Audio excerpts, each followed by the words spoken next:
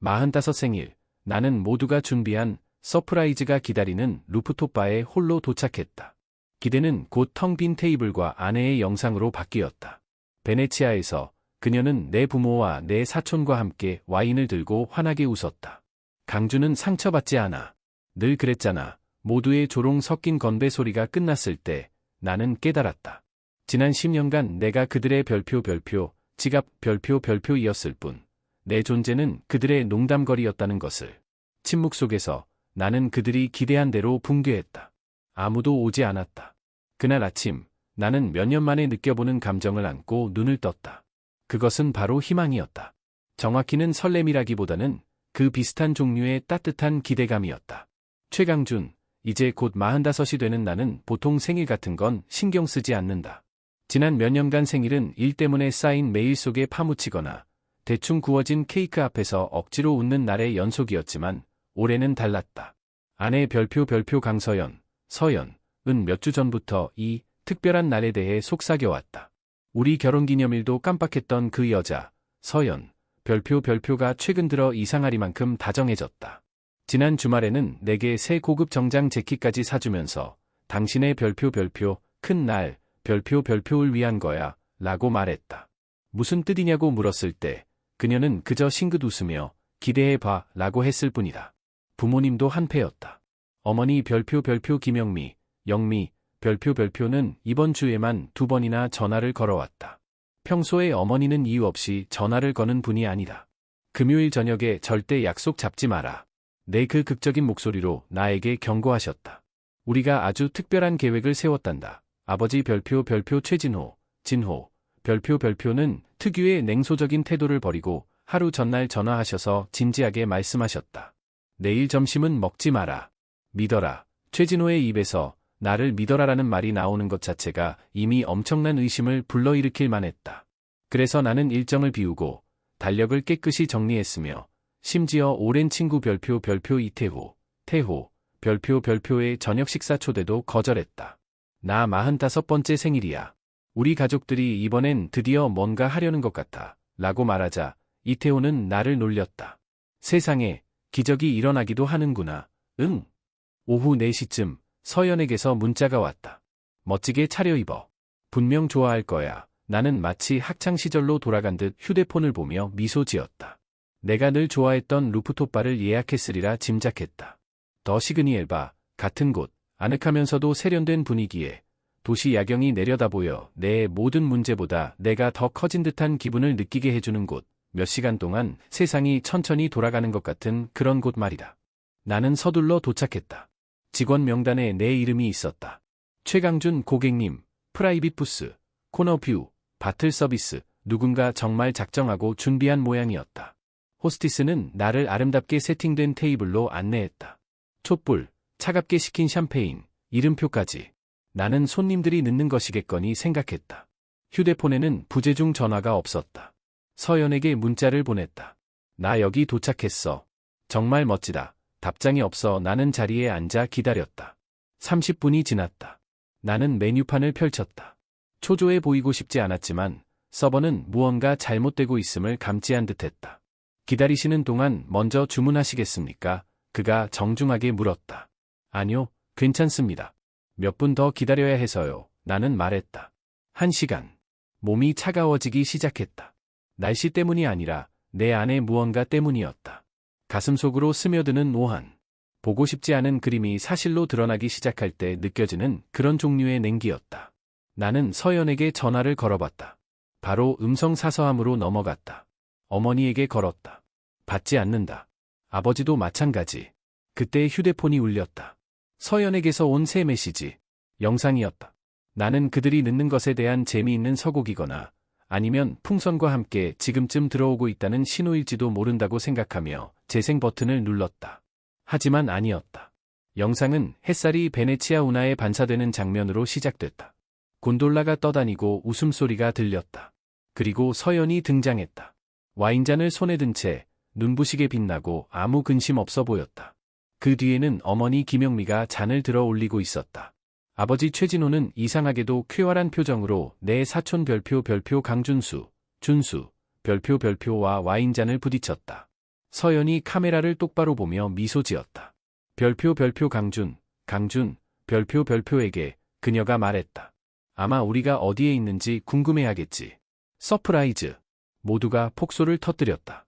그는 이걸로 상처받지 않을 거야. 서연은 광고 모델처럼 머리를 젖히며 덧붙였다. 그는 괜찮을 거야. 늘 그랬잖아. 카메라는 모두가 건배하는 장면을 비추며 끝났다. 짠! 하는 소리, 환한 미소. 그리고 영상이 멈췄다. 나는 완벽한 정적 속에 앉아 있었다. 주변 대화의 웅성거림이 갑자기 잡음처럼 느껴졌다. 다른 사람들의 유리잔 부딪히는 소리는 마치 사이렌 같았다. 그들이 없다는 사실 때문만이 아니었다. 그들이 이 모든 것을 계획했고, 사라지기로 계획했고, 내 생일에 웃기로 계획했다는 사실 때문이었다. 그들은 잊은 게 아니었다. 이건 의도적이었다. 나는 다시 테이블 주위를 둘러보았다. 2세 고급 정장 재킷을 입고 내가 귀빈인 줄 알았던 나를 직원들이나 다른 사람들이 얼마나 바보같이 봤을까. 2세 고급 정장 재킷을 입고 귀빈인 줄 알았던 나를 보는 모두에게 나는 깊게 숨을 들이마시고 반응하지 않기로 다짐했다. 적어도 여기, 지금은 아니었다. 서버가 다시 돌아왔다. 샴페인을 따드릴까요? 고객님, 나는 그를 너무 오랫동안 응시했다. 그리고 고개를 끄덕였다. 예, 따주세요. 그들이 내 생일에 나를 혼자 남겨두고 싶다면 좋다. 하지만 나는 대중 앞에서 무너지는 만족감을 그들에게 주지 않을 것이다. 나는 이 술을 마실 것이다. 이 테이블에 앉아 모든 세부사항을 머릿속에 기록할 것이다. 왜냐하면 이건 단순한 놀라운 서프라이즈가 아니라 경고였기 때문이다. 그들은 내가 상처받지 않을 것이라 생각했다. 그들이 틀렸다. 하지만 그들이 진짜 잘못 판단한 것은 따로 있었다. 나는 그들을 쫓아가지 않을 것이다. 나는 대답을 구걸하지 않을 것이다. 소리 지르거나 울거나 설명을 요구하지도 않을 것이다. 대신 나는 이 순간의 감각을 기억할 것이다. 손에 든 잔의 무게, 가슴에 박힌 배신의 찌릿한 아픔, 휴대폰 속의 침묵. 나는 이 테이블, 이 야경, 그리고 이 밤을 평생 기억할 것이다. 왜냐하면 이게 그들의 서프라이즈라면 그들은 아직 나의 서프라이즈를 보지 못했기 때문이다. 잠시 동안 나는 마비된 듯 앉아 있었다. 샴페인은 이미 따져 있었다. 맛은 썼다. 포도나 기포 때문이 아니라 가슴 속에서 사라지지 않는 고통 때문이었다. 나는 마치 그 잔이 답을 쥐고 있는 것처럼 노려보았다. 얼마나 오랫동안 이 모든 것을 계획했을까? 그들이 이 서프라이즈에 대해 웃고 떠드는 동안 나는 몇 번이나 저녁 식사비를 계산했을까? 나는 루프톱 문을 계속 주시하며 서연이 불쑥 들어와 농담이야 라고 말해주기를 반쯤 기대했다. 하지만 기다리면 기다릴수록 나는 더 어리석게 느껴졌다. 웨이터가 다시 내게 다가왔다. 이번에는 눈에 조용하고 연민 어린 기색이 역력했다. 고객님, 그가 부드럽게 말했다. 나머지 예약을 취소하시겠습니까? 환불해 드릴 수도 있습니다. 아니요, 나는 재빨리 말을 잘랐다. 그대로 두세요. 저는 계속 축하하고 있습니다. 나는 그 말을 하면서도 나 자신조차 믿지 않았지만 어쨌든 내뱉었다. 아마도 다른 말을 하는 것은 항복처럼 느껴질 것 같았기 때문일 것이다. 나는 잔을 다시 채웠다. 내 휴대폰은 여전히 침묵했다. 새 문자도 후속 메시지도 없었다. 마치 뺨을 맞은 듯 다시 재생되기를 기다리고 있는 그 영상만이 그대로 남아있었다. 나는 떠날 수도 있었다. 집으로 가서 담요를 덮고 두통과 배신의 은은한 빛 속에서 웅크릴 수도 있었지만 그렇게 하지 않았다. 대신 나는 도시 야경을 배경으로 미소 짓는 내 모습을 사진 찍었다. 잔까지 들어 올리면서 억지로 지은 미소, 물론이다. 하지만 나는 살면서 이보다 더한 가면도 써봤다. 나는 이 사진을 내 별표 스토리, SNS, 별표에 올리고 여전히 축하할 가치가 있다. 라는 캡션을 달았다. 내가 왜 그랬는지 나도 정확히 모른다. 아마 나 자신을 설득하기 위해서였을지도. 아니면 메시지를 보내기 위해서였을지도. 아니면 둘 다일지도. 나는 한 모금 더 마셨다. 시간은 엿가락처럼 늘어졌다. 어느 순간부터 나는 시계 확인을 멈췄다. 배가 고프지 않았지만 웨이터에게 음식을 가져오라고 말했다. 나는 그저 비참해 보이고 싶지 않았다. 반쯤 빈 병과 부서진 마음만 가지고 그곳에 앉아있는 모습은. 그때 익숙한 목소리가 들렸다. 강준, 맙서사, 너 혼자야? 나는 고개를 들었다. 별표 이태호, 태호, 별표였다. 그 많은 사람들 중에 이태호, 대학 룸메이트이자 한때 내 결혼식 베스트맨이었던 친구가 그 바에 들어서다니. 몇 달 동안 못 보더라도 만나면 바로 어제 본 것처럼 대화가 이어지는 그런 친구 말이다. 그는 짙은 녹색 셔츠와 청바지 차림으로 눈이 휘둥그레진 채 한 손에는 선물 가방을, 다른 손에는 휴대폰을 들고 서 있었다. 너 스토리 봤어? 그가 내 맞은편 의자에 미끄러지듯 앉으며 말했다. 농담인 줄 알았지. 농담 아니야. 나는 억지로 웃으며 중얼거렸다. 분명히 농담은 나였지. 그는 웃지 않았다. 대신 주변을 둘러보며 화려한 테이블, 포장도 뜯지 않은 디저트, 여분의 의자들을 살펴보았다. 그래서 서연은 어디에 있어? 베네치아에 있는 내 가족들과 함께 있어. 나는 무덤덤하게 말했다. 그의 눈썹이 치솟았다. 뭐라고?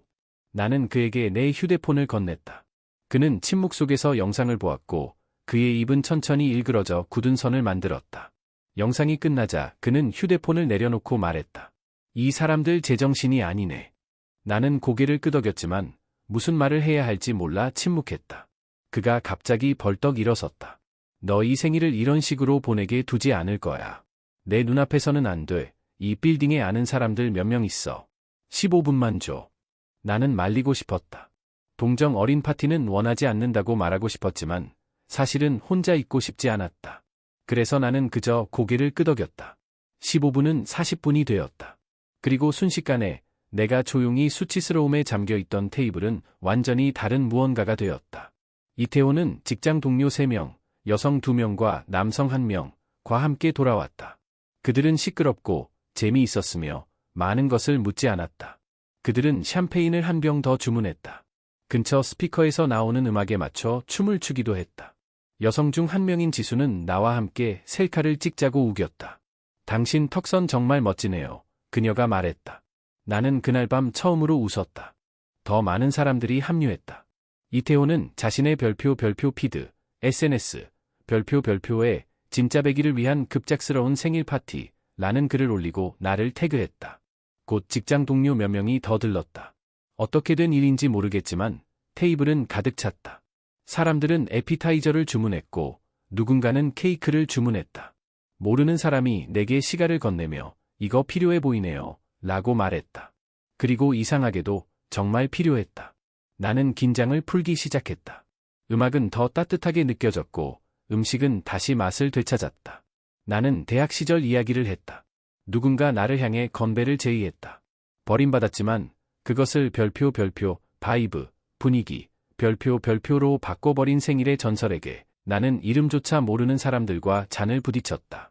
그리고 세 번째 잔과 함께 나누는 디저트 접시 사이 어딘가에서 나는 무언가 변화하는 것을 느꼈다.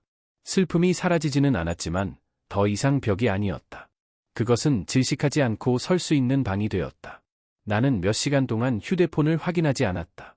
마침내 휴대폰을 보았을 때 나는 부재중 전화를 스크롤해야 했다.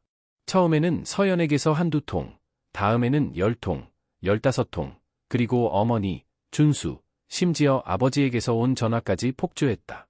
자정쯤 총 74통의 부재중 전화가 찍혀 있었다. 나는 비행기 모드를 켜고 휴대폰을 재킷 주머니에 다시 넣었다. 아이러니컬하게도 내가 휴대폰을 기다리지 않던 그날 밤, 휴대폰은 멈추지 않고 울렸다. 하지만 나는 응답하지 않았다. 그날 밤은 물론 어쩌면 영원히. 나는 새벽 2시경 발을 나섰다. 이태호가 내 어깨에 팔을 두르고 거리로 걸어 나왔다. 내년에는 그가 말했다. 이걸 의도적으로 하자. 그러자고 할게. 그가 고개를 끄덕이더니 덧붙였다. 그들은 내 침묵을 누릴 자격이 없어. 하지만 내 목소리는 더더욱 누릴 자격이 없지. 그 말이 내 마음에 박혔다. 집에 도착해서 서연이 사준 재킷을 벗었다. 옷장 뒤쪽에 걸어두었다. 나는 침대 끝에 걸터앉아 방을 둘러보았다. 액자에 담긴 여행 사진들, 그녀가 고른 그림, 내가 늘 싫어했던 향초들. 더 이상 내 집처럼 느껴지지 않았다. 나는 신발을 신은 채 침대에 누워 천장을 응시했다. 오랜만에 나는 남편이나 아들, 혹은 지갑이 아닌 기분이 들었다. 나는 한 사람의 남자가 된 기분이었다. 그리고 그 순간의 고요함 속에서 나는 결심했다. 복수하거나 반격하는 것이 아니라 명확함과 침묵, 그리고 힘을 가지고 앞으로 나아갈 것이다. 왜냐하면 그들이 그 영상이 내 존재에 대한 마지막 말이 될 것이라 생각했다면 그들은 중요한 무언가를 잊은 것이다. 나는 여전히 여기에 있고 이제 막 시작했을 뿐이다. 이상하지 않은가? 징후들은 대나처럼 밝게 거기 있었는데 말이다. 하지만 당신이 아닌 척하는 것을 멈출 때에야 비로소 명확하게 보이는 법이다. 그 루프톱에서의 밤 이후 나는 뒤를 돌아보기 시작했다. 생일 파티뿐만이 아니라 그 영상뿐만이 아니라 그 모든 것에 이르기까지. 그리고 그 시간의 흐름을 되짚어보기 시작하자 그림은 빠르게 맞춰졌다. 나는 속삭임으로 가득 찬 집에서 살고 있었다. 하지만 나는 그것이 바람소리라고 나 자신을 설득했던 것이다. 이 모든 것은 몇 달 전부터 시작되었다. 정말로 그랬다. 내가 방에 들어서면 갑자기 조용해지는 침묵, 황급히 덮이는 노트북 뚜껑, 낮춰지는 화면 밝기, 그리고 내가 뭐가 그렇게 재밌어? 라고 물을 때마다 터져나오던 어색한 웃음소리들. 별표 서연, 별표은 늘 이유가 있었다. 그냥 밈이야. 아니면 바보 같은 단톡방 얘기. 나는 그녀를 믿었다. 아니, 어쩌면 그저 논쟁하기 싫었던 것일 수도 있다. 사랑이란 게 원래 그렇다. 그 막 뒤에는 아무것도 없다고 스스로에게 계속 되뇌게 된다. 그 대안이 너무나 고통스럽기 때문에. 하지만 이제 나는 그 모든 것을 본다. 일요일 저녁 식사는 불편해지기 시작했다. 명확한 이유가 있어서가 아니라 단순히 그 공간의 에너지가 변했기 때문이다. 어머니 별표 김영미, 영미, 별표는 마치 농담에 끼어든 사람처럼 이상한 미소를 지으며 나를 쳐다보곤 했다. 내가 화제를 바꾸려고 해도 사라지지 않는, 아는 체하는 듯한 거만한 미소.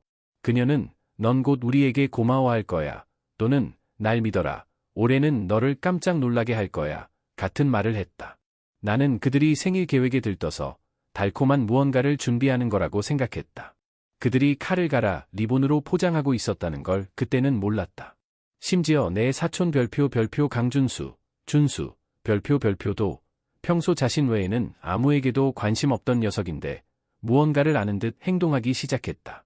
깜짝 놀랄 준비해, 형. 어느 날 서연이 빌려간 충전기를 가지러 우리 집에 들렀다가 그가 말했다. 그때는 웃어넘겼다. 가족 여행 같은 무해한 서프라이즈일 거라고 생각했다. 그가 나가면서 윙크를 했다. 그건 친절의 윙크가 아니었다. 덧문이 만들어지는 걸 지켜봤고 내가 그 문을 통해 떨어지는 것을 기다리는 사람의 윙크였다. 서연의 남동생 별표 강민재, 민재, 별표도 마찬가지였다. 그가 회사에 빠지는 일이 잦아졌다. 괜찮냐고 물었을 때 그는 특유의 게으른 매력으로 대충 넘겼다. 그냥 인생을 좀 즐기는 중이야. 형도 시도해봐. 나중에 알게 된 사실이지만 그는 서연이 여행 예약을 마무리 짓는 것을 돕기 위해 회사를 빠졌다. 물론 비용은 내 돈으로 지불되었다. 진작 알았어야 했다. 서연은 몇 달 전부터 나에게 재정에 대해 묻지 않았다. 신경을 안 써서가 아니라 이미 답을 알고 있었기 때문이다. 그녀는 비밀번호를 가지고 있었고 카드를 가지고 있었고 자유를 가지고 있었다. 돌이켜보면 우리 침실조차 변해 있었다. 예전에는 그녀가 내 옆에 기대어 잠들기 전에 작은 노래를 흥얼거리곤 했다. 지난 한 해 동안 그게 멈췄다. 언제부터 그랬는지조차 알아차리지 못했다. 어느 날 밤 나는 문득 깨달았다. 몇 주, 어쩌면 더 오래 그녀를 건드리지 않았다는 것을. 온기가 사라져 있었다. 그녀는 등을 돌리고 자기 시작했고 항상 죄악으로 가득 찬 일기장처럼 휴대폰을 가슴 가까이에 두었다. 내가 한번 그녀에게 손을 뻗어 등을 부드럽게 만졌던 기억이 난다. 그녀는 내 손을 피해 앞으로 돌아 누웠다. 오늘 힘든 하루였어. 그게 전부였다. 누군가가 당신을 천천히 사랑하지 않게 될 때 발생하는 이런 일이 있다. 그것은 폭발이 아니다. 침식이다. 애정과 연결이 매일 부드럽게 마모되는 것이다. 처음에는 들리지도 느껴지지도 않는다. 하지만 어느 날 당신은 무언가가 있었던 자리에 구멍이 생겼다는 것을 깨닫는다. 존재감, 심장박동, 영혼 같은 것. 생일 참사 이후 나는 낯선 사람처럼 내 집을 돌아다니기 시작했다. 서연은 아직 돌아오지 않았지만 그녀의 에너지는 여전히 거기에 있었다. 소파 쿠션에 남은 그녀의 향수 냄새, 세면대에 놓인 반쯤 사용한 빛, 문 뒤에 걸린 가운. 방에 들어설 때마다 나는 여전히 그녀의 목소리를 기대했지만 아무것도 없었다. 내 발소리뿐. 그리고 이메일이 등장했다. 나는 거실에 있는 공유 데스크톱을 확인하기 시작했다. 그녀는 너무 편안해져 있었다. 검색 기록을 지우지 않았고 계정을 닫지 않았다. 그곳에서 나는 그것을 보았다.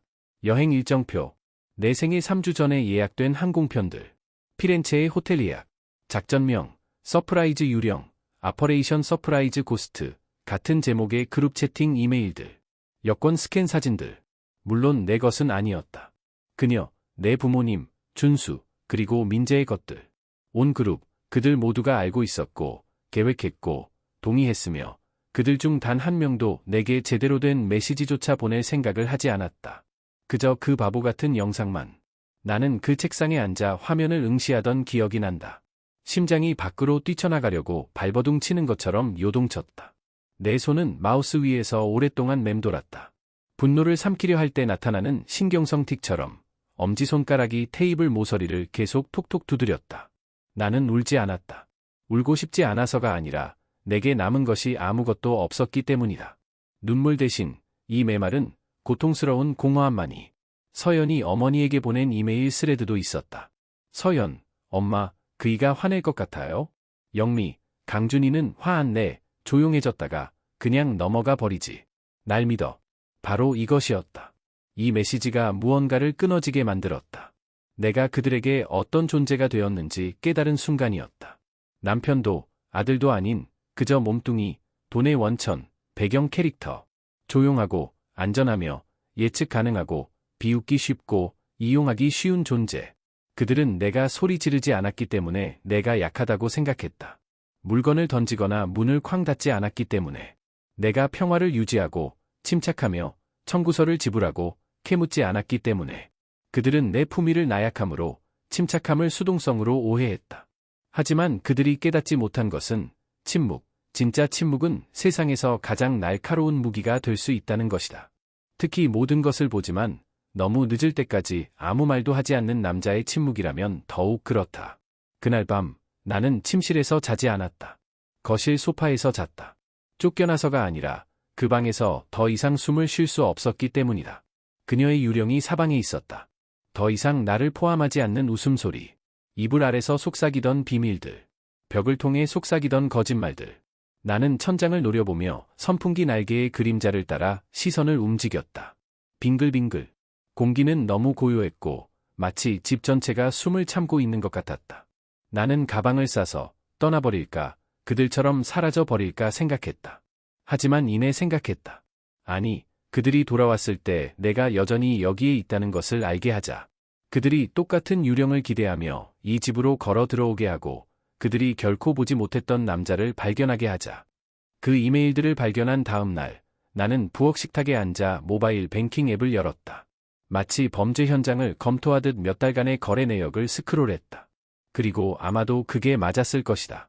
내가 본 것은 내 의혹을 확인했을 뿐만 아니라 그것들을 백주대낮으로 끌어내어 내 기억 속에 불태웠다. 나는 조용히, 기꺼이, 그리고 어리석게도 나 자신의 배신에 자금을 대고 있었다. 먼저 서연이 내 생일 축하를 위한 것이라고 주장했던 기획사에 지불된 별표 150만 원, 150만 원, 별표의 비용이 있었다. 그녀는 그것이 작지만 우아한, 당신이 얼마나 사랑받는지 상기시켜줄 만큼 충분한 무언가가 될 것이라고 말했다. 그녀가 말하지 않은 것은 그 기획사가 국제 리트리트 전문이었다는 것이다.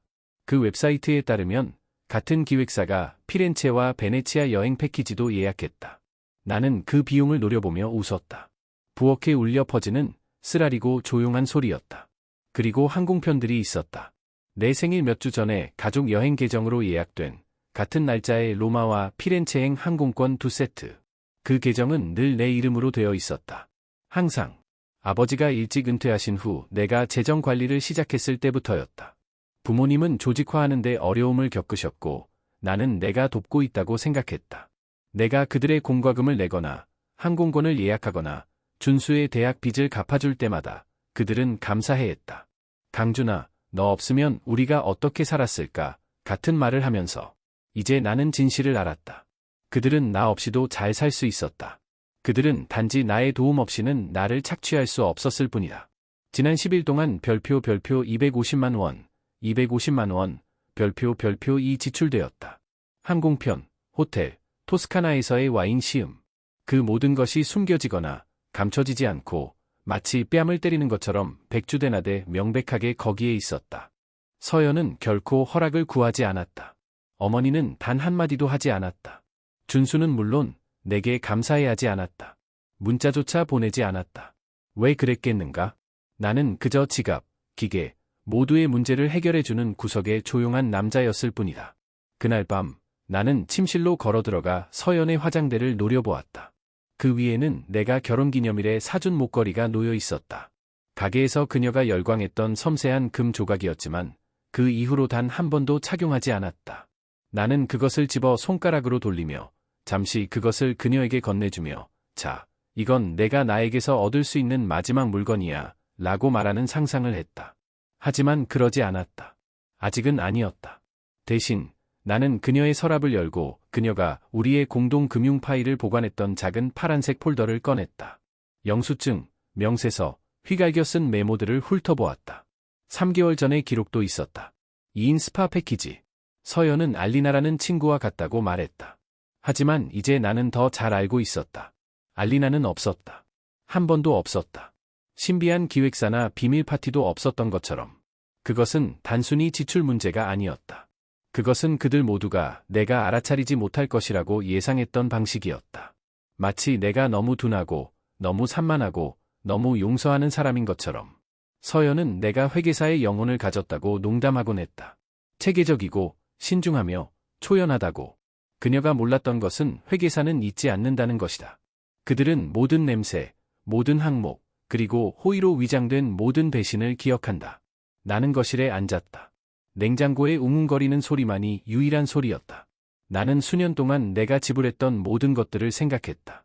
서연의 제너시스 G80, 준수의 오피스텔 계약금, 부모님이 지난 여름 갔던 호화 유람선 여행. 나는 이 모든 것을 가족, 사랑, 지원으로 정당화했다. 하지만 그것이 속임수 아닌가? 당신에게 가장 상처를 주는 사람들은 항상 당신이 필요하다고 말하는 사람들이다. 신용카드 기록을 다시 확인했다. 거기에 있었다. 그들이 떠나기 불과 5일 전에 서연이 또 다른 구매를 했다. 피렌체의 부티크샵 예약금이었다. 그녀는 아직 나라를 떠나지도 않았는데 이미 해외에서 찾아갈 드레스 비용을 지불했다. 나는 의자에 등을 기대고 천천히 숨을 내쉬었다. 이건 부주의가 아니었다. 자신감이었다. 그녀는 내가 의문을 제기하지 않을 것을 알았다. 그녀는 내가 자신을 막지 않을 것을 알았다. 그것이 가장 아팠다. 나는 다시 웹브라우저를 열고 그 부티크를 검색했다. 조약돌 골목에 자리 잡고 따뜻한 불빛과 로맨스로 빛나는 가게 사진이 있었다. 창문에는 부드러운 파란색의 금색 자수가 놓인 실크 드레스를 입은 마네킹이 있었다. 서연이 몇 달 전 우리가 오래된 이탈리아 영화를 볼 때 그 드레스를 정확하게 묘사했었다. 그녀는 우리가 피렌체에 간다면 내가 입을 옷이야 라고 속삭였다. 나는 언젠가 가야겠네 라고 말했던 것을 기억한다. 하지만 그녀는 나 없이 갔다. 나 없이 그 꿈을 입었다. 나 없이 우리가 계획했던 삶을 살았다. 그리고 더 나쁜 것은 그녀는 내 손을 사용해 그 비용을 지불했다. 그날 밤 나는 욕실에 앉아 내 모습을 노려보았다. 울지 않았다. 소리 지르지 않았다. 그저 오랫동안 깊숙이 바라보았다. 내 눈은 지쳐 있었고 얼굴은 수척했으며 쉬고 있을 때조차 입꼬리가 내려가 있었다. 하지만 그 모든 피로함 아래에서 나는 새로운 무언가를 보았다. 결단력. 나는 자라면서 아무도 내게 말해주지 않았던 무언가를 깨달았다. 때로는 사랑이 당신을 눈멀게 한다. 그것이 밝아서가 아니라 조용하기 때문이다. 그것이 질문 대신 인내하도록, 지키는 대신 내어주도록 가르치기 때문에. 하지만 나는 인내하는 것을 끝냈다. 보이지 않으면서 베푸는 것을 끝냈다. 그들은 나를 그들의 축하에서 지워버렸다. 그래서 이제 나는 나의 관대함에서 그들을 지워버릴 것이다. 다음 날 아침, 나는 기획사 청구서에 기재된 여행사에 전화했다. 나 자신을 소개하고 내 이름을 말한 후 간단한 질문을 했다. 이것이 내 계정으로 청구되었습니까? 수화기 너머의 여자는 망설였다. 예, 그녀는 말했다. 최강준님 명의로 예약되었습니다. 문제라도 있으신가요? 문제 없습니다. 나는 침착하게 말했다. 확인만 했을 뿐입니다. 감사합니다. 그리고 노트북을 열고 모든 계정에 로그인했다. 은행, 신용, 저축, 여행. 나는 하나씩 비밀번호를 바꾸고 카드를 잠그고 추가 사용자를 취소하기 시작했다. 조용히, 외과 수술처럼 마치 살에 박힌 거머리를 머리가 남지 않도록 조심스럽게 떼어내는 것처럼. 나는 스프레드시트를 열고 목록을 만들었다. 모든 비용, 모든 이름, 모든 배신, 그리고 그 아래에 나는 마지막 한 줄을 썼다. 더 이상은 안 된다. 그들은 내게 감사할 필요가 없다고 생각했기 때문에 감사하는 것을 잊었다. 이제 그들은 왜 감사했어야 했는지 기억하게 될 것이다. 수화기 너머 여직원은 잠시 망설이더니 최강준님 명의로 예약된 것이 맞습니다. 혹시 무슨 문제라도 있으신가요? 라고 물었다. 나는 차분하게 대답했다. 문제 없습니다. 확인했습니다. 감사합니다. 통화를 끝내고 노트북을 열었다. 은행, 신용, 저축, 여행 등 모든 계정에 접속했다. 나는 비밀번호를 바꾸고 카드를 잠그고 추가 사용자들을 하나씩 취소하기 시작했다.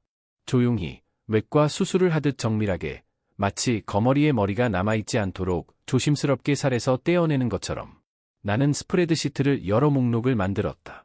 모든 지출, 모든 이름, 모든 배신. 그리고 그 아래에 마지막 한 줄을 썼다.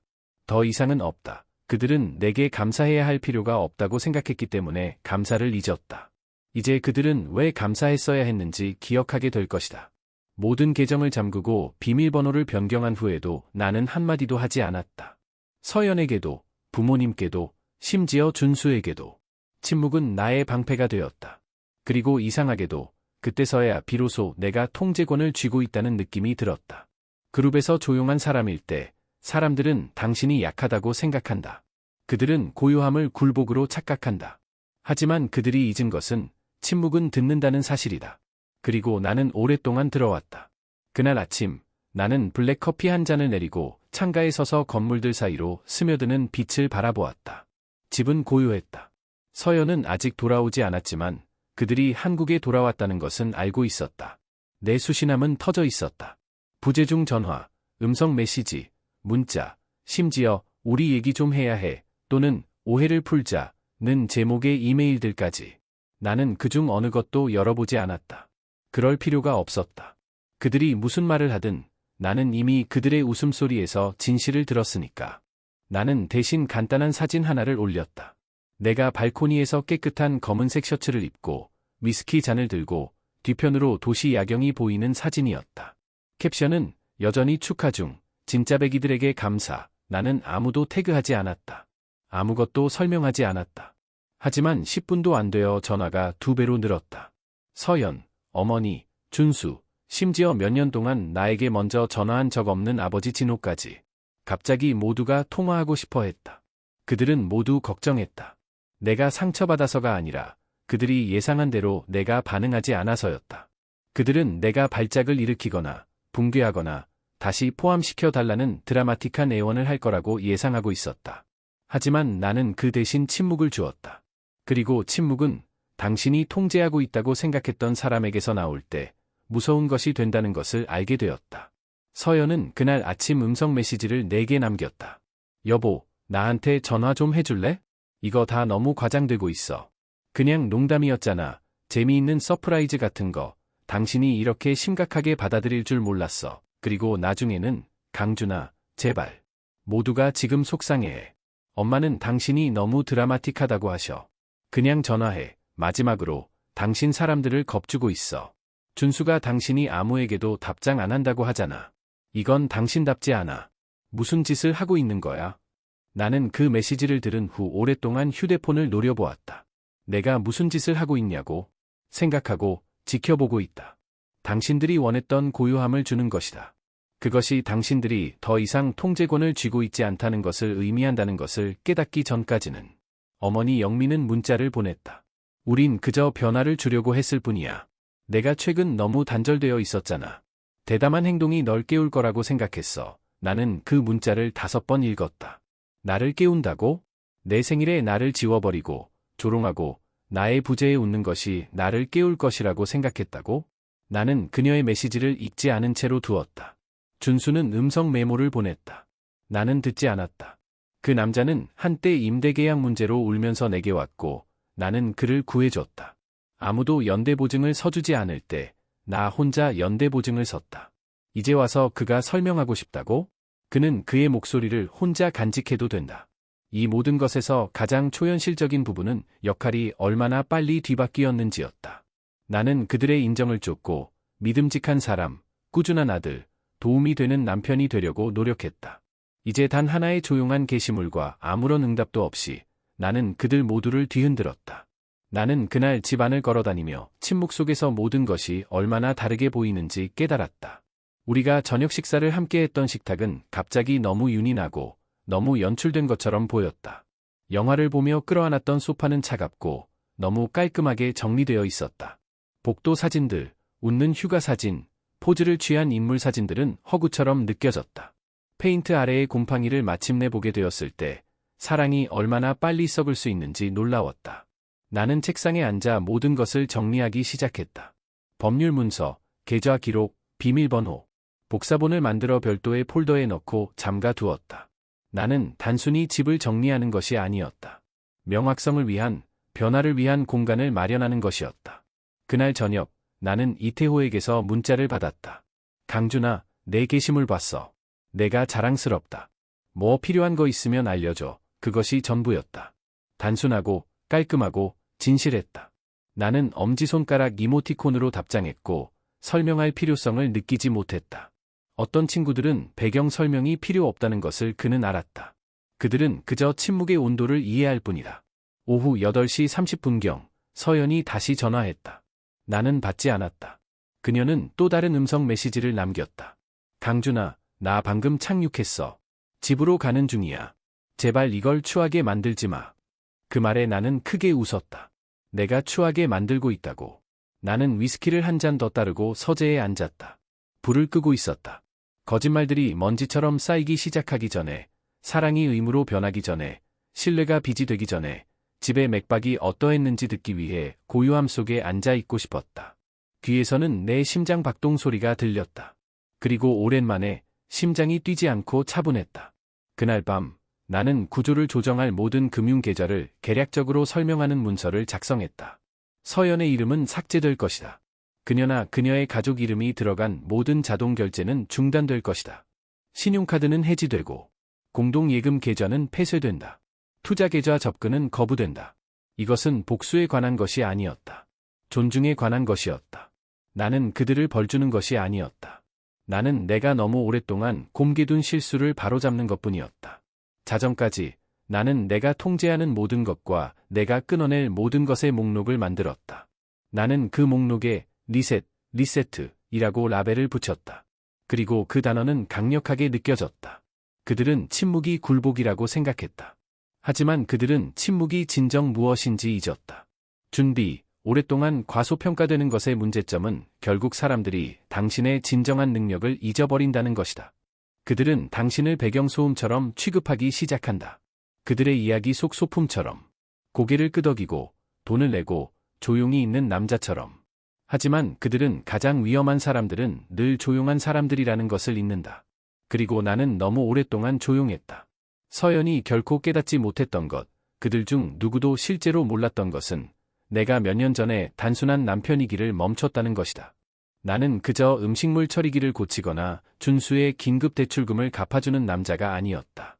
나는 서연의 남동생 별표 강민재, 민재, 별표가 일하는 회사의 최대 주주였다.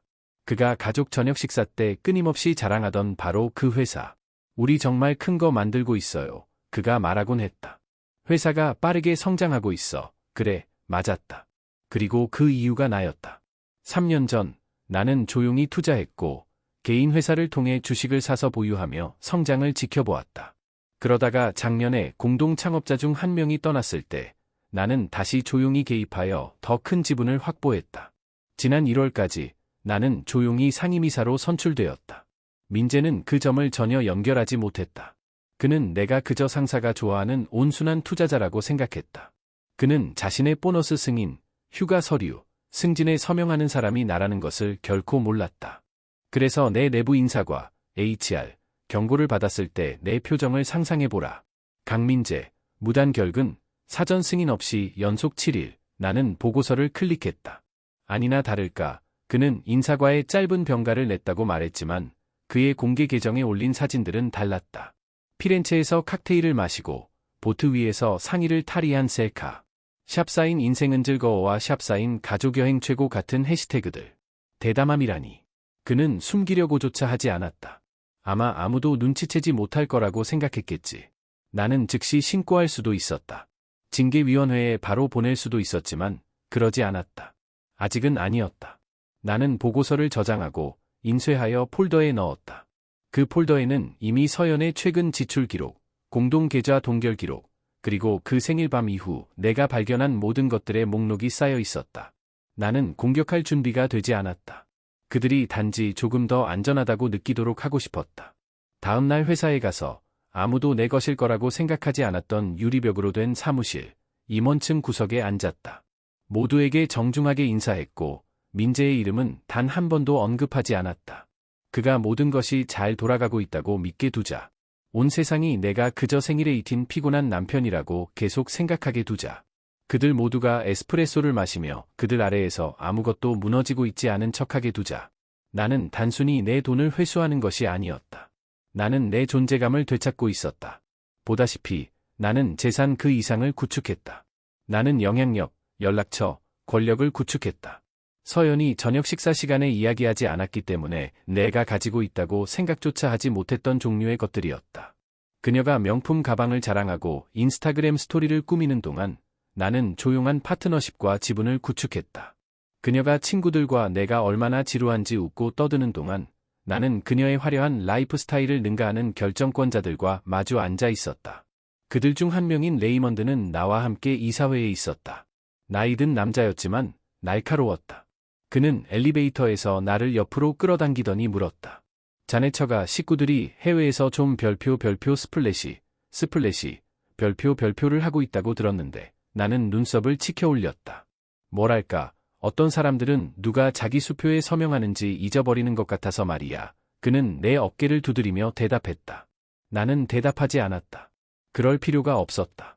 점심시간쯤 나는 민재의 부서 전체에 걸쳐 보류 중인 보너스를 동결하는 조용한 안건을 제출했다. 나머지는 인사과가 처리할 것이다. 신중하고 정중하지만 단호하게. 그는 이틀 후에 전화를 받게 될 것이다. 공식적인 조사, 요란하지 않게 그저 발밑의 땅이 흔들리는 것을 느낄 만큼만. 그날 저녁 나는 집에 돌아와 부엌에 있는 서연을 발견했다. 그녀는 일찍 돌아와 있었다. 그 하늘색 실크 드레스를 입고 그녀가 피렌체에 가면 사 입고 싶다고 꿈꿨던 바로 그 드레스. 그녀는 그것을 마치 트로피처럼, 상징처럼 입고 있었다. 나는 그녀가 아무 일도 없었던 것처럼 파스타를 적고 있는 모습을 바라보았다. 그녀는 어깨너머로 미소 지었다. 우리 밥 먹으면서 얘기할 수 있을 것 같았는데. 나는 아무 말도 하지 않고 서류 가방을 내려놓고 그녀를 지나쳐 거실로 걸어갔다. 그녀는 수건으로 손을 닦으며 나를 따라왔다. 강준아, 당신 화난 건 알지만 그건 그냥 재미있으려고 했던 거야. 당신이 최근 너무 멀어졌잖아. 그래서 리셋이 도움이 될 거라고 생각했어. 나는 몸을 돌려 그녀를 마주했다. 침착하게, 명확하게. 당신은 휴가를 계획했고 나를 거기서 제외시켰지. 그렇지 않아. 그녀가 재빨리 말했다. 충동적이었어. 아니, 나는 말했다. 그건 조직적이었어. 당신은 내 계좌를 사용했지. 내 이름을 사용했어. 예약을 미리 했고. 당신은 거짓말을 했어. 그녀의 미소가 사라졌다. 그녀는 더 꼿꼿하게 섰다. 그래서 이제 어떻게 할 건데? 나를 벌줄 거야? 나는 고개를 기울였다. 아니, 나는 당신으로부터 나 자신을 해방시킬 거야. 그녀는 눈을 깜빡였다. 허를 찔린 듯했다. 그게 무슨 뜻이야? 그 뜻은 나는 천천히 말했다. 나는 더 이상 나를 지갑이나 배경 캐릭터나 화내지 않는 사람으로 보는 사람들에게 나 자신을 내어주지 않겠다는 뜻이야. 그녀는 팔짱을 꼈다. 드라마틱하게 굴지 마. 나는 그때 미소 지었다. 작고 지친 미소였다.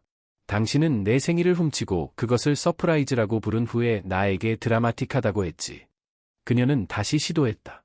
강준아, 당신 이걸 너무 크게 만들고 있어. 그냥 당신이 원하는 게 뭔지 말해줘. 내가 고칠 수 있어. 아니, 나는 단호하게 말했다. 당신은 고칠 수 없어. 왜냐하면 이건 고장난 게 아니니까. 드러난 것이지. 그녀의 얼굴이 변했다. 그리고 두려움이 스며들었다. 그녀는 무언가 변화했다는 것을 알았다. 나는 아까 테이블 위에 올려두었던 폴더를 집어들었다. 민재는 곧 인사과로부터 연락을 받게 될 거야. 미리 알려주는 거야. 준비하라고 해. 그녀의 눈이 커졌다. 당신은 그러지 못할 거야. 이미 그랬어. 그녀가 앞으로 나섰다. 강준아, 제발. 그는 내 동생이고 나는 당신의 아내잖아. 나는 대답했다. 적어도 예전엔 그랬지. 나는 그녀를 그곳에 남겨두고 떠났다. 나는 소리 지르지 않았다. 울지 않았다. 그럴 필요가 없었다. 내가 배운 가장 강력한 것은 이것이었기 때문이다. 내 가치를 높이기 위해 목소리를 높일 필요는 없었다. 영상을 본 후 3일, 루프톱 저녁 식사 후 3일, 나 혼자 보낸 3일. 내가 계좌를 동결하고 모든 배신을 문서화하고 완전히 침묵한 지 3일 후 그들이 돌아왔다. 나는 막 회사에서 돌아온 참이었고 재킷을 입은 채 열쇠를 손에 쥐고 있었다. 그때 복도에서 목소리, 웃음소리, 익숙한 발소리, 여행 가방이 굴러가는 소리, 그리고 아무 일도 없었다는 듯 바닥을 두드리는 서연의 하이힐 소리가 들렸다. 내 심장은 뛰지 않았다. 나는 당황하지 않았다. 그저 거실 중앙에 서서 기다렸다. 문은 늘 그랬던 것처럼 열렸다. 서연이 먼저 들어섰다. 엉덩이로 문을 밀고 들어오며 얼굴에는 여전히 선글라스를 쓰고 있었다. 손목에는 쇼핑백이 걸려 있었다. 그녀 뒤에는 어머니 영미가 있었는데 그녀가 좋아하는 비싼 베이커리의 작은 마카롱 상자를 들고 있었다. 그리고 아버지 진호가 들어섰다. 여행 후 늘 그랬던 것처럼 똑같은 베이지색 폴로 셔츠와 거만한 표정을 짓고 있었다.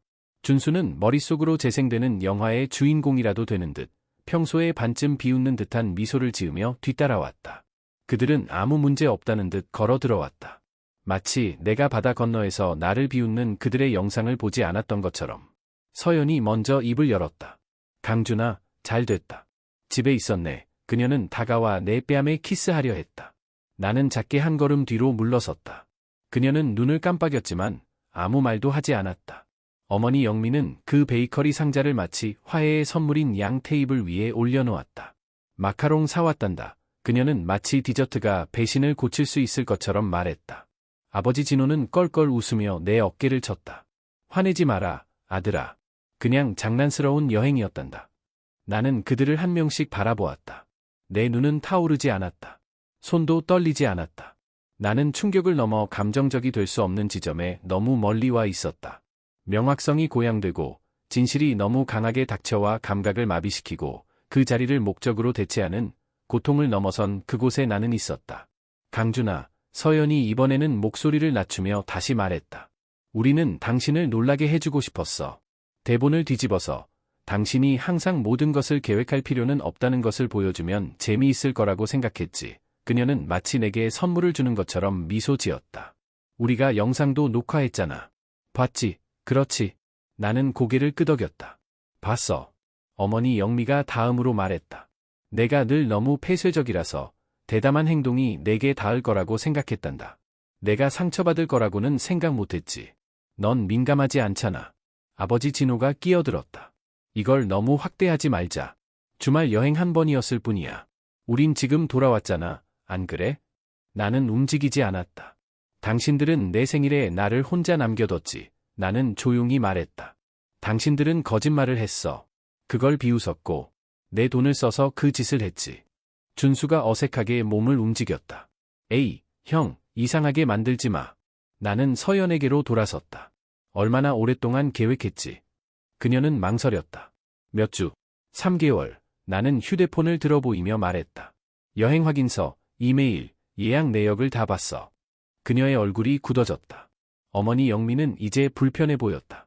내가 감히 그녀 물건을 뒤졌니? 마치 그것이 범죄인 것처럼 그녀가 물었다. 내가 계좌를 관리했지. 나는 말했다. 모든 계좌를. 당신이 비즈니스 클래스로 베네치아에 날아갈 수 있었던 유일한 이유는 내가 비용을 지불했기 때문이야. 당신들은 숨기려고조차 하지 않았어. 아버지 진호가 코웃음 쳤다. 넌 피해자처럼 행동하고 있구나. 아니, 나는 한 걸음 앞으로 다가가며 말했다. 나는 마침내 잠에서 깬 사람처럼 행동하고 있는 거야. 그들은 입을 다물었다. 별표 서연, 별표 이 다시 앞으로 나서며 쇼핑백을 테이블 위에 조심스럽게 놓았다. 강준아, 제발. 당신 이걸 너무 크게 부풀리고 있어. 우린 당신의 가족이잖아. 아니, 나는 다시 말했다. 당신들은 내가 너무 많은 것을 내어준 사람들이고 당신들은 그걸 이용했어. 당신들 모두가. 어머니 별표 영미, 별표는 무릎 위에 손을 모은 채 천천히 앉았다. 너 지금 감정적이구나. 아니요, 나는 흔들림 없는 목소리로 말했다. 저는 명확해지고 있습니다. 나는 아침 일찍 카운터에 올려두었던 폴더를 집어들었다. 안에는 인쇄물, 계좌 폐쇄 서류, 정지된 카드, 그리고 법적 통지서들이 들어있었다. 나는 그것을 테이블 위로 밀어보냈다. 이게 뭐야? 서연이 그것을 집어들며 물었다. 우리 계좌에 대한 당신의 접근 권한은 철회되었어. 나는 말했다. 전부 다, 이제 당신만의 카드, 당신만의 계획, 당신만의 돈이 필요할 거야. 그녀는 입을 열었지만 아무 말도 나오지 않았다. 별표 준수, 별표가 서류 한 장을 낚아챘다. 민재, 형에 대한 건 뭐야? 그는 무단결근을 했어. 나는 말했다. 회사 정책은 그에 상응하는 결과를 요구하지. 그리고 내가 이제 임원 결정을 감독하기 때문에 나는 보류 중인 검토를 중지시켰어. 어머니 영미의 턱이 뚝 떨어졌다. 너는 그러지 못할 거야. 이미 했어요. 아버지 별표 진호, 별표가 일어섰다. 내 집에서 내가 적을 만들고 있구나. 아니요, 나는 말했다. 당신들이 내 집에 들어와 몇 년 동안 나를 낯선 사람처럼 대하고 있었죠. 서연의 목소리가 갈라졌다. 강준아, 대체 무슨 말을 하려는 거야? 나는 당신들이 의미 있다고 생각했던 그 하루에서 나를 지워버렸다고 말하는 거야. 당신들은 영상 앞에서 내가 상처받지 않을 거라고, 내가 괜찮을 거라고 했지. 마치 내가 그냥 장식이나 배경이고, 당신들의 휴가에 자금을 대주고 아무 질문도 하지 않는 바보인 것처럼 말이야. 그녀는 끼어들려 했지만 나는 계속했다. 나는 사과를 요구하는 게 아니야. 설명을 요구하는 것도 아니고, 왜 그게 농담이었는지, 혹은 내가 얼마나 조용한지 듣고 싶지도 않아. 이건 드라마틱한 것이 아니라 끝난 일에 대한 거야. 뒤따르는 침묵은 무거웠다. 아무도 마카롱 상자로 손을 뻗지 않았다. 서연은 폴더를 내려다보더니 다시 나를 보았다. 당신은 날 이렇게 끊어낼 수 없어. 할 수 없어, 나는 말했다. 그리고 나는 했어. 그녀는 이제 목소리를 더 낮추고 애원하며 앞으로 나섰다. 강준아, 우리 10년 동안 함께 했잖아. 정확히 얼마나 오래인지 나도 알아. 나는 말했다. 그 모든 날, 모든 돈, 모든 거짓말을. 어머니 영미가 일어섰다. 너는 내 가족에게 등을 돌리고 있어. 아니요, 나는 부드럽게 말했다. 당신들이 먼저 등을 돌렸죠. 그리고 이제 당신들은 충격받았고요. 나는 괜찮은 척하지 않을 겁니다.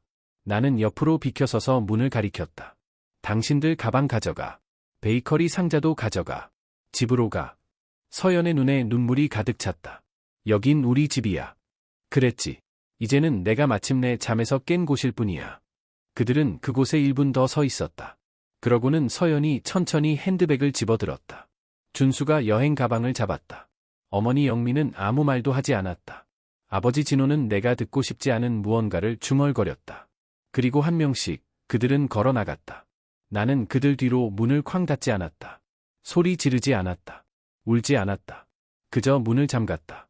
그리고 마침내 나는 숨을 내쉬었다. 그날 밤 늦게 집안의 침묵은 시끄러웠지만 공허하지는 않았다. 그것은 쟁취된 느낌이었다. 처음부터 진정으로 듣지 않았던 사람들에게 자신을 설명하는 것을 마침내 멈춘 후에 오는 종류의 고요함. 나는 자랑스럽지도 슬프지도 않았다. 나는 깨어났다는 느낌이었다. 몇 년 만에 처음으로 나는 내가 잃어버린 줄도 몰랐던 무언가를 되찾았다는 기분을 느꼈다. 내 목소리. 나는 거실로 걸어와 다시 책상에 앉았다. 내 노트북은 여전히 열려 있었다. 그리고 서연의 이메일 계정도 마찬가지였다. 그녀는 공유 노트북에서 로그아웃하지 않았다. 나는 더 깊이 파고들 계획은 없었지만 호기심이 스며들었다. 정말 그 조용한 내면의 목소리가 물었다. 그들이 내가 절대 알지 못할 거라고 생각했을 때 그들은 또 무슨 말을 했을까? 나는 천천히 수신함을 클릭했다. 처음에는 놀라운 것이 없었다. 상점 프로모션, 여행 확인서, 친구 나리에게서 전달된 밈, 그러다가 나는 그것을 보았다. 제목이 별표 작전명, 서프라이즈 유령, 별표인 오래된 이메일 스레드. 나는 그 제목을 전에 보았지만 체인의 모든 메시지를 열어보지는 않았었다. 이번에는 열었다. 거기에 있었다. 준수가 서연에게 보낸 메시지. 준수, 형이 아직도 눈치 못 챈 게 믿기지 않아. 자기 와이프가 자기 빼고 모두와 생일 여행 계획하는 걸 어떻게 모를 수가 있지. 얼마나 둔해야 하는 거야? 나는 2번 읽고 계속 스크롤했다. 서연, 강준이는 이런 거 신경 안 써. 너무 물러. 솔직히 영상 봐도 아마 고맙다고 할걸. 딱 그런 타입이잖아. 준수, 완벽한 바보네. 서연, 맞아. 도윤이하고 나하고 늘 하는 말이야. 그는 우리가 자기를 위해 뭔가 해주는 줄 착각하고 있어. 나는 화면을 노려보았다. 커서가 심장박동처럼 깜빡였다. 젠장, 도윤, 이 누구야? 알아내는데 오래 걸리지 않았다. 몇 번의 클릭으로 서연과 별표 정도윤, 중도윤, 별표이라는 이름의 누군가 사이에 오간 일련의 이메일을 발견했다. 그들은 별도의 이메일 체인을 사용했다.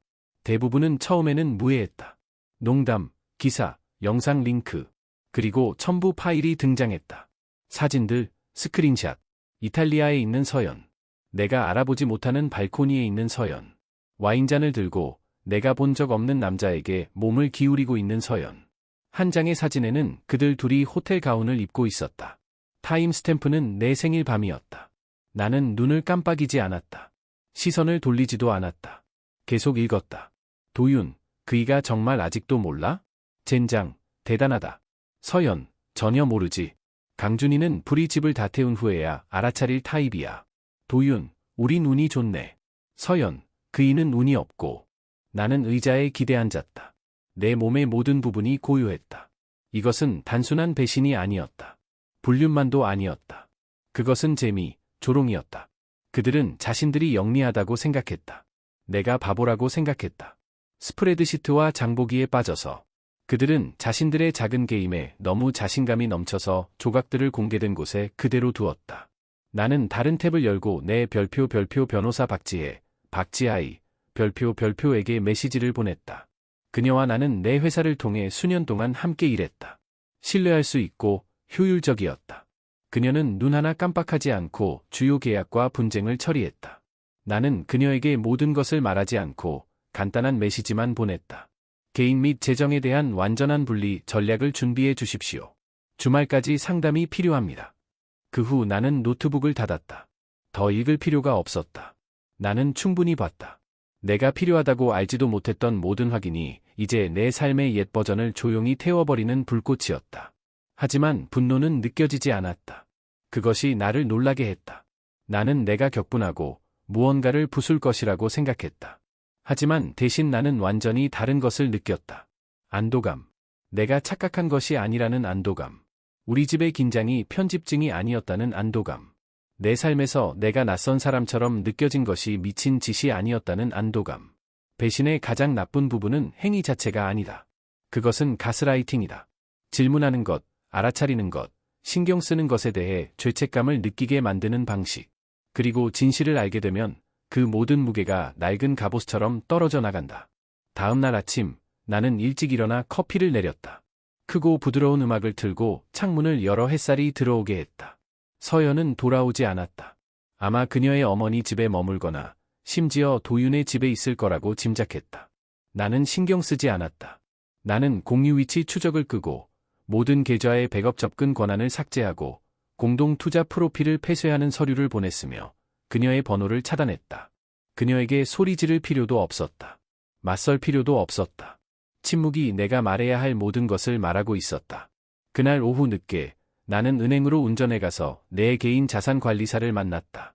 우리는 유동 자금의 절반을 내 단독 명의의 새 계좌로 옮겼다. 나는 유언장을 다시 작성했다.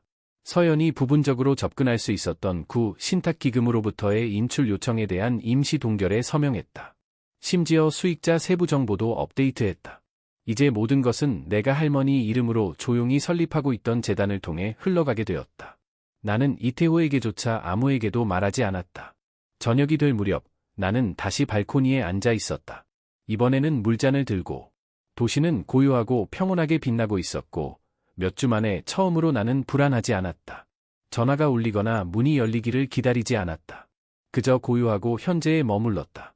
오후 7시 45분경 알 수 없는 번호로 전화가 왔다.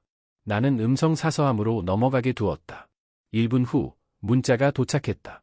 서연, 당신이 신탁 계좌를 동결시켰어. 강준아, 무슨 짓을 하는 거야? 당신 모든 것을 망치고 있어. 나는 화면을 노려보며 혼자 미소 지었다. 큰 미소는 아니었지만 충분했다. 답장을 입력하다가 멈추고 삭제했다. 대신 나는 두 단어로 응답했다. 더 이상은 아니야. 또 다른 전화. 나는 무시했다. 다음은 어머니. 다음은 준수. 메시지들은 계속 왔다. 모두가 광란하고 당황하고 혼란스러워했다. 영미, 내 신용카드가 왜 거부되는 거야? 준수, 형, 지금 전화해. 진짜 심각해. 서연, 할 얘기가 있어. 제발, 당신 너무 멀리 가고 있어. 그들은 내가 알게 될 거라고 예상하지 않았다. 내가 반격할 거라고 예상하지 않았다. 그리고 특히 내가 목소리를 높이지 않고 이 모든 것을 할 거라고는 예상하지 못했다. 하지만 그들은 알았어야 했다. 나는 결코 바보가 아니었다. 나는 그저 인내심이 있었을 뿐이다. 그리고 이제 그들은 인내심이 바닥났을 때 무엇이 되는지 배우게 될 것이다. 서연이 마침내 내 사무실에 나타난 것은 금요일 아침이었다. 나는 예상하고 있었다. 솔직히 말해서 나는 그녀가 더 빨리 올 거라고 생각했지만 그렇게 오래 걸렸다는 사실에 놀라지 않았다. 서연은 자신이 힘을 가졌다고 느낄 때는 항상 대담했지만 조류가 바뀌면 주저했다. 나는 막 이태호와 부동산 투자에 대한 회의를 마치고 나왔을 때였다. 비서가 나를 불렀다. 사장님, 손님이 찾아오셨습니다. 나는 누구인지 묻지 않았다. 이미 알고 있었다. 들어오라고 하세요. 나는 천천히 일어서서 재킷 단추를 잠그며 말했다. 나는 완전히 침착한 상태를 유지하고 싶었다. 그녀에게 깊은 인상을 주기 위해서가 아니라 그녀가 통제할 수 있다고 생각했던 남자의 희미한 비디라도 그녀에게 보여주기를 거부했기 때문이다. 그녀가 걸어 들어왔을 때 그녀는 이탈리아에서 내가 봤던 그녀의 모습과는 전혀 달랐다. 디자이너 코트도 신선한 컬도 없었다. 그저 지친 눈, 너무 세게 뒤로 묶은 머리, 급하게 대충 걸친 듯한 싸구려 블라우스. 하지만 가장 눈에 띄는 것은 그녀의 얼굴에 서린 공황이었다. 야른 미소 뒤에 숨겨진 공황. 강준아, 그녀는 문을 닫으며 숨을 내쉬었다. 우리 얘기 좀 할 수 있을까? 나는 내 책상 맞은편 의자를 가리켰다. 당신이 얘기하고 있잖아. 계속해. 그녀는 천천히 앉았다. 어디서부터 시작해야 할지 모르겠어. 모든 게 무너지고 있어. 나는 말하지 않았다. 고개를 끄덕이지도 않았다. 나는 그녀가 방해 없이 자신의 말의 무게를 느끼기를 원했다. 그녀는 침을 삼켰다. 내 계좌가 작동하지 않아.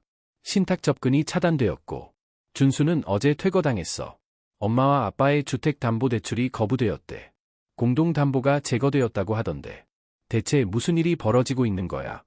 당신 선택의 결과를 설명하고 있는 거야. 나는 침착하게 말했다. 그녀는 앞으로 몸을 숙였다. 강준아, 제발. 일이 이렇게까지 되기를 의도한 건 아니었어. 그 영상, 당신에게 상처 주려던 게 아니었어. 우리는 그냥 재미있게, 가볍게 하려고 했던 거야. 나는 눈썹을 치켜 올렸다. 당신은 내가 그것으로 상처받지 않을 거라고 했지.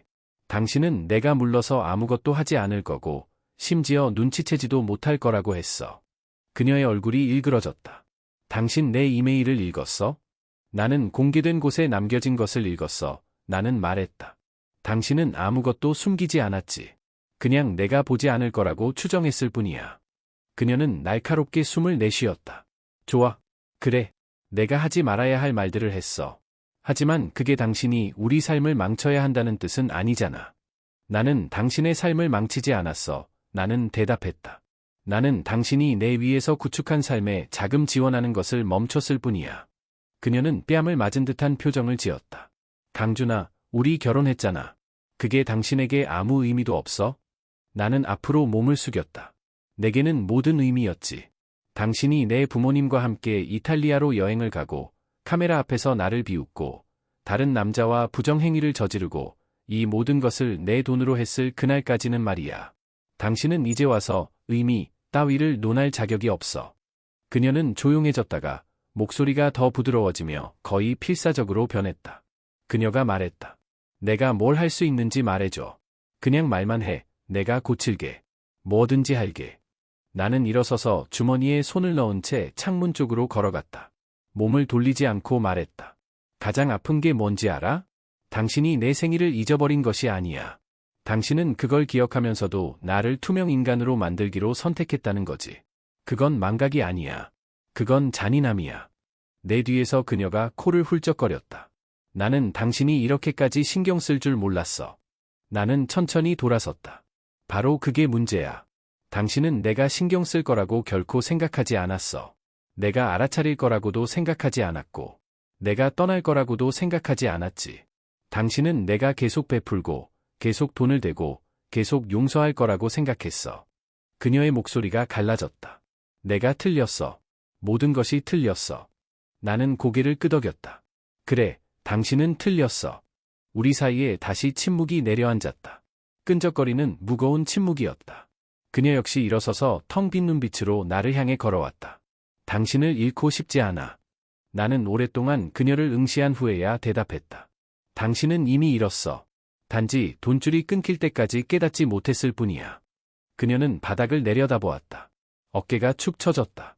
그녀에게는 더 이상 꺼내 쓸 카드가 없었다. 그때 나는 이 모든 것을 봉인하는 말을 내뱉었다.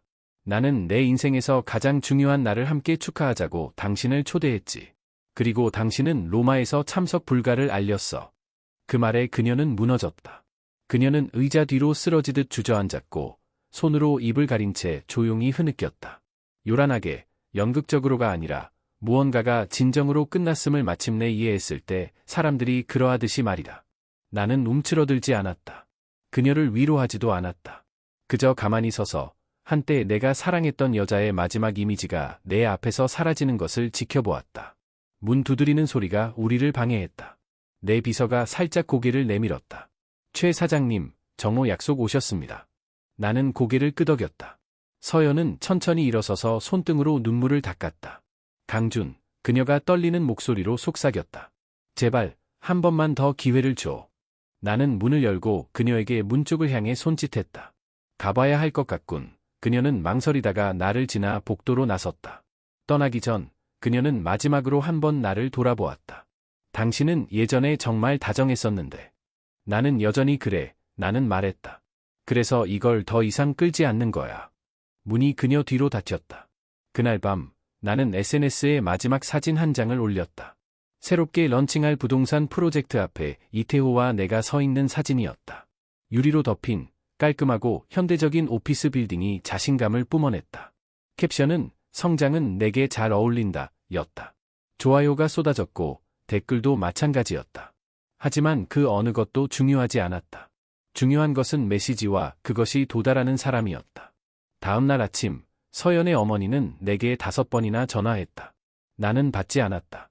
준수는 장문의 사과 이메일을 보냈는데 끝은 대출 요청으로 마무리되었다. 나는 읽지 않고 보관함에 넣었다.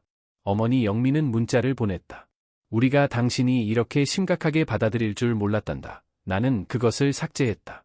나는 가혹했던 것이 아니었다. 나는 정직했던 것이다. 그들이 내 생일을 잊었으니 이제 나는 그들을 잊을 것이다.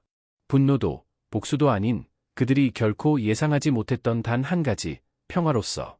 6개월 후 나는 더 이상 아무도 나를 조용한 사람이라고 부르지 않는 도시에서 살고 있다.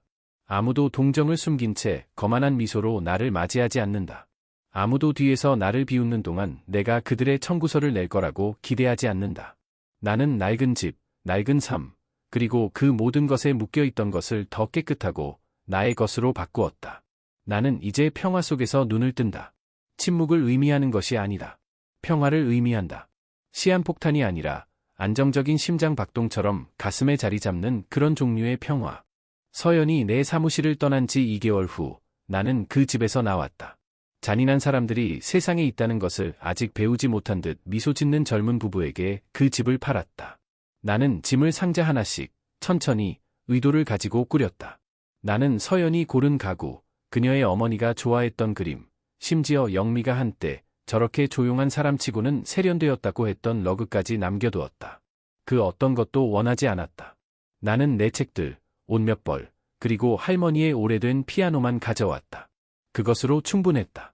나는 물가 근처의 작은 도시에 별표 로프트, 별표를 샀다. 높은 천장, 깔끔한 벽, 큰 창문, 조용한 이웃들. 당신의 생각을 들을 수 있고 실제로 듣고 싶어지는 그런 종류의 장소. 이태호가 이사를 도왔다. 그는 심지어 공부 세트와 버번 위스키 한 병을 들고 나타났다. 이게 바로 늘 당신이었어. 그는 텅 빈 공간을 걸어다니며 말했다. 당신은 그저 소음이 멈춰서 그걸 들을 필요가 있었던 거야. 그가 옳았다. 나는 새로운 프로젝트를 시작했다. 작고 개인적인 것, 내 할머니의 이름으로 된 재단. 그녀는 나를 진정으로 본 유일한 사람이었다. 부모님이 뽐내기에 바쁘실 때 그녀가 나를 파트타임으로 키웠다. 그녀는 늘 말했다. 강준아, 어떤 사람들은 내가 하는 일을 사랑한단다. 다른 사람들은 내게서 가져갈 수 있는 것만을 사랑하지. 그 차이를 배워라. 그때는 이해하지 못했다. 이제는 이해한다. 그 재단은 이혼했거나 실직했거나 무시당했던 새로운 시작을 하는 남성들에게 사업 보조금을 제공한다. 내가 쓰라려서가 아니라 지워졌다고 느끼는 것이 어떤 것인지 알기 때문이다. 당신의 침묵이 문제가 될 때까지 당신이 중요하지 않다고 들었던 경험 말이다. 우리는 지금까지 12명의 남성을 도왔다. 그들 중 한 명인 교사 정우는 내가 수표를 건네자 울었다. 저를 알지도 못하시잖아요. 그가 말했다. 나는 미소 지었다. 충분히 알아. 나는 그에게 말했다. 모든 것을 잃고 처음부터 당신이 보이지 않았다는 것을 깨닫는 것이 어떤 것인지 알아. 나는 이제 내가 중요하다고 인정받기 위해 허락을 구할 필요가 없는 삶을 구축했다. 내 달력은 나의 것이다. 내 에너지는 나의 것이다. 내 돈, 내 친절, 내 시간, 이 모든 것이 나의 것이다. 논쟁의 대상도, 죄책감의 대상도 아니다. 나는 내가 말할 때 들어주는 사람들과 저녁 식사를 한다. 나는 내가 움츠러들 필요 없는 방으로 걸어 들어간다. 나는 다른 사람의 실망을 비추지 않는 거울을 본다. 가끔 나는 여전히 과거로부터 소식을 듣는다. 어머니 영미는 아직도 화났니? 또는 우린 당신을 다치게 하려던 게 아니었단다. 와 같은 제목의 이메일을 보낸다. 나는 절대 열어보지 않는다. 준수가 지난주에 문자를 보냈다. 형 잘 지낸다니 듣기 좋다. 형이 자랑스러워. 나는 답장하지 않았다. 나를 완벽한 바보라고 부른 후에 나를 자랑스러워한다고? 제발. 그리고 서연은 그녀는 모든 것을 시도했다. 먼저 이메일, 다음은 음성 메모, 그리고 내가 열어보지 않은 손으로 쓴 편지까지. 그녀는 심지어 대화를 기대하며 재단에 한 번 나타나기도 했지만 나는 그녀를 들여보내지 않았다. 내 비서가 문 앞에서 그녀를 맞이하고 말했다. 최 사장님은 오늘 접견이 불가하십니다. 그것은 사실이었다. 나는 그녀에게 접견 불가였다. 더 이상은 사람들이 이해하지 못하는 것은 치유가 항상 시끄럽게 보이는 것은 아니라는 것이다. 그것은 거창한 연설이나 문을 쾅 닫는 것이 아니다. 때로는 그저 조용히 걸어나가고 결코 뒤돌아보지 않는 것이다. 그것이 내가 한 일이고 그것이 내가 이긴 이유다. 몇 주 전 나는 내 생일을 축하했다. 46번째. 이태호가 우리의 새 건물 루프톱에서 바비큐 파티를 열어주었다. 화려하지 않았다. 연설도 없었다. 그저 웃음이었다. 진짜 웃음. 입안에 나쁜 맛을 남기지 않는 그런 종류의 웃음. 나에게 아무것도 바라지 않는 사람들이 나타났다. 그들은 음식, 음료, 이야기를 가져왔다. 한 남자는 자신의 아이를 데려왔고 다른 한 명은 거대한 지우개 모양의 케이크를 가져왔다. 그는 그들이 지우려 했지만 지울 수 없었던 남자를 위하여 라고 말했다. 우리는 10분 내내 웃었다. 그날 밤 나는 잠시 혼자 서서 도시의 불빛을 내려다보았다. 나는 장면을, 그 영상, 그 목소리, 그 거만한 미소들을 생각했다. 나는 샴페인 잔을 손에 쥐고 눈물을 참으며 루프톱 바에 혼자 앉아있던 나의 모습을 생각했다. 그리고 나는 미소 지었다. 아프지 않아서가 아니라 내가 그것을 극복했기 때문에. 내가 쓰라림 없이 재건했기 때문에. 내가 그들이 나에게 의심하도록 가르치기 전에 나를 기억했기 때문에. 나는 최강준이다. 나는 배경이 아니다. 나는 지갑이 아니다. 나는 그들이 잊은 남자가 아니다. 나는 그들이 일어설 수 없다고 생각했지만 일어선 남자다. 그리고 나는 매일 모든 선택, 허락을 구하지 않는 모든 숨결 속에서 여전히 성장하고 있다. 이것이 지금 나의 삶이다. 완벽하지 않고 다듬어지지 않았지만 진짜다. 그리고 무엇보다도 마침내 나의 것이다. 이제 모든 이야기가 마무리되었으니 잠시 숨을 고르고 뒤를 돌아볼 때가 된 것 같습니다. 45 생일에 그들이 내게 남긴 것은 잔인한 영상이 전부였지만 내가 그들에게 돌려준 것은 그들의 삶 전체를 뒤흔든 침묵과 명확함이었습니다. 어떤 이들은 내가 너무 가혹하다고 말할지도 모릅니다. 하지만 배신이라는 칼날이 심장에 박혔을 때 가장 고통스러운 것은 그들이 나를 상대로 저지른 행위가 아니라 내가 그들에게 아무것도 아닌 존재였다는 깨달음입니다. 내가 수십 년간 헌신했던 사랑과 가족이라는 울타리가 실은 나를 착취하고 비웃기 위한 무대였다는 사실을 알았을 때 나는 비로소 그들에게서 분리되는 것이야말로 나 자신에게 줄 수 있는 최고의 선물임을 깨달았습니다. 그들은 내가 울고 소리 지르기를 원했지만 나는 그들이 기대하지 않았던 방식으로 반응했습니다. 정적으로 돈줄을 끊고 관계를 정리하며 나는 그들의 통제 아래에서 벗어났습니다. 저는 복수한 것이 아닙니다. 단지 오류를 정정했을 뿐입니다. 그들이 내 삶의 방정식에서 나를 별표, 영분 별표로 만들려고 했을 때 나는 스스로를 다시 별표, 1분 별표로 설정하고 그들 모두를 별표, 영분 별표로 나누어 버린 겁니다. 그들은 결국 제가 별표, 지갑 별표이 아니라 그들의 모든 것을 가능하게 했던 별표, 시스템 별표이었다는 것을 깨달았습니다. 요즘 나는 할머니의 재단을 통해 새로운 삶을 시작하는 이들을 돕고 있습니다. 그들이 절실히 필요로 하는 것은 돈만이 아닙니다. 자신을 인간으로서 바라봐주는 누군가의 시선과 당신의 침묵이 약점이 아니라는 확신입니다. 우리는 현대사회라는 정글 속에서 얼마나 많은 가면을 쓰고 살아가고 있습니까? 가족이라는 이름, 사랑이라는 감정 뒤에 숨겨진 차갑고 계산적인 이기심을 저는 뼈저리게 경험했습니다. 하지만 그 덕분에 저는 배웠습니다. 진정한 가치는 당신이 무엇을 주었는지가 아니라 당신이 누구인지를 아는 사람들과 함께할 때 비로소 빛난다는 것을 말입니다. 저는 다시 혼자가 되었지만 결코 고독하지 않습니다. 마음속 평화는 외부의 소란으로는 결코 깨지지 않습니다. 여러분은 어떠십니까? 여러분의 삶 속에도 당신의 침묵을 나약함으로 착각하고 당신의 존재를 당연하게 여기는 사람들이 있지는 않습니까? 그들에게 당신의 진정한 가치를 증명하기 위해 소리칠 필요는 없습니다. 때로는 그저 조용히 당신의 길을 걸어나가고 더 이상 그들의 무대에 서지 않는 것만으로도 충분합니다. 이 이야기가 삶의 힘든 순간을 겪고 있는 누군가에게 작은 통찰과 용기가 되기를 바랍니다.